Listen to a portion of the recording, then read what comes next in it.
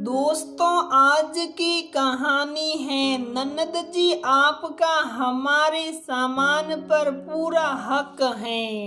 दोस्तों, कहानी शुरू करने से पहले अगर आपने हमारे चैनल को सब्सक्राइब नहीं किया है तो सब्सक्राइब कर लीजिए ताकि आपके पास पहुंचे हर नया वीडियो।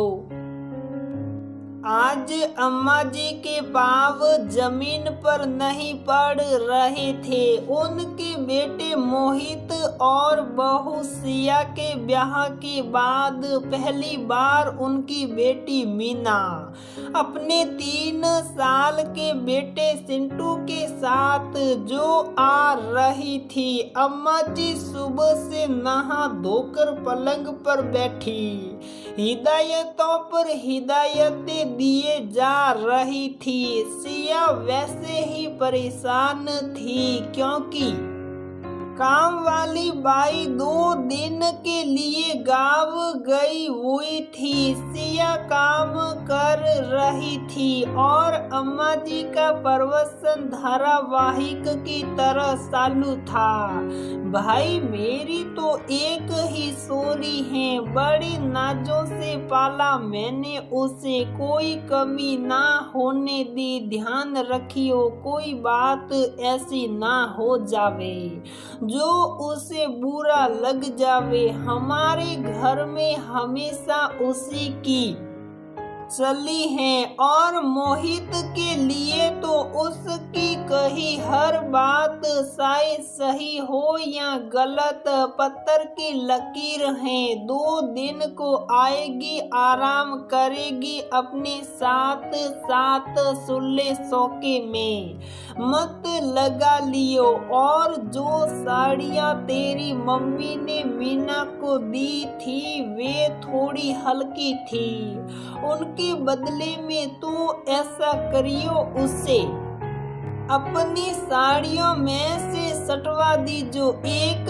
बात का और ध्यान रखियो, अगर उसे तेरी कोई चीज पसंद आ जावे तो मुंह मत बनाइयो दे दीजो। ननद का तो पूरा हक होवे भाई भौजाई के घर और सामान पे। वैसे तो उसे अपने घर में किसी चीज की कमी ना है, पर मैके के सामान की दूसरी ही बात हुआ करे। हमारे दामाद और मीना के सास ससुर तो उसे इतना सहवे कि क्या बताऊं। सिया सोचने लगी, मीना जीजी से शादी में मुलाकात हुई थी, वो तो बड़ी सुलझी हुई लगी, पर अम्मा जी की बातें सुनकर सिया डर गई। उसे लगा मीना पता नहीं कैसे मिजाज की है, भला अम्मा जी अपनी बेटी के बारे में झूठ थोड़े ही बोलेगी। मीना आई, सिया ने देखा वो उसके लिए बहुत अच्छा सामान लाई थी। भाभी भाभी कहते उसका मुंह नहीं थक रहा था। सिया द्वारा सजाए घर की खाने की उसने तहे दिल से तारीफ की। अम्मा जी बार बार मीना को अपने कमरे में चलने को कह रही थी, पर मीना सिया के साथ किचन में लगी रही। सिया अम्मा जी के डर के मारे बार बार उसे कमरे में जाने को कह रही थी।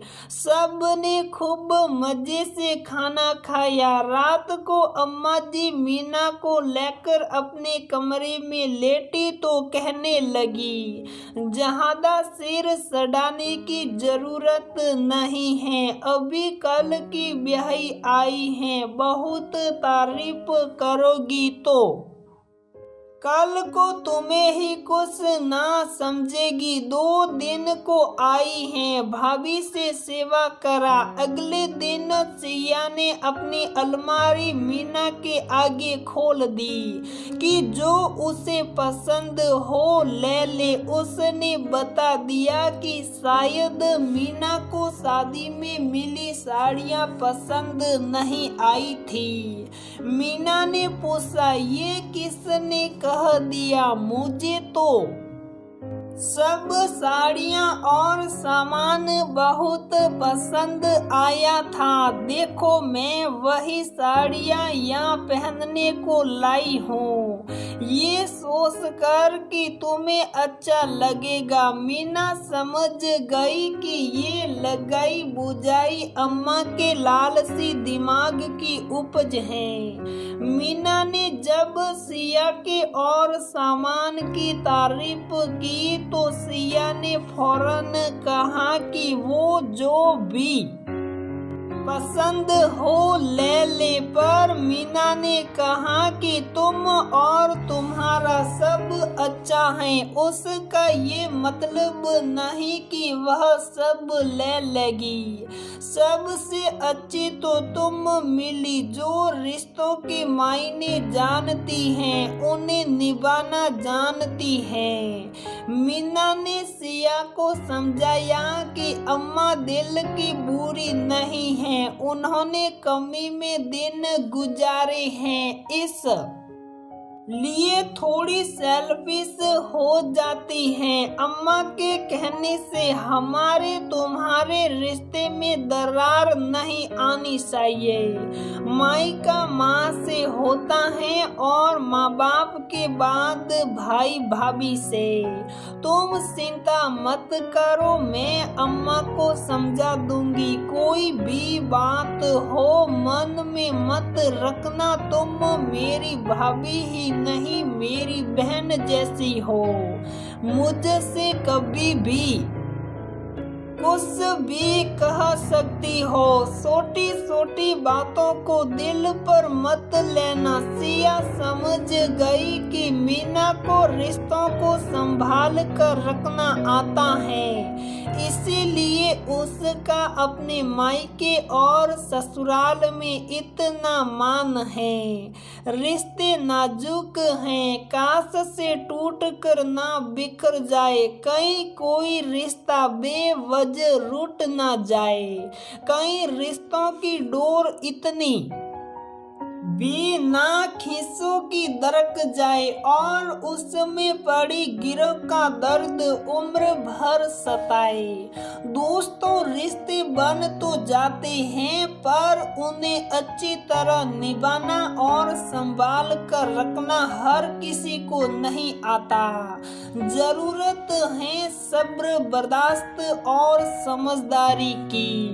तो दोस्तों, हमारी ये कहानी यहीं पर समाप्त होती है।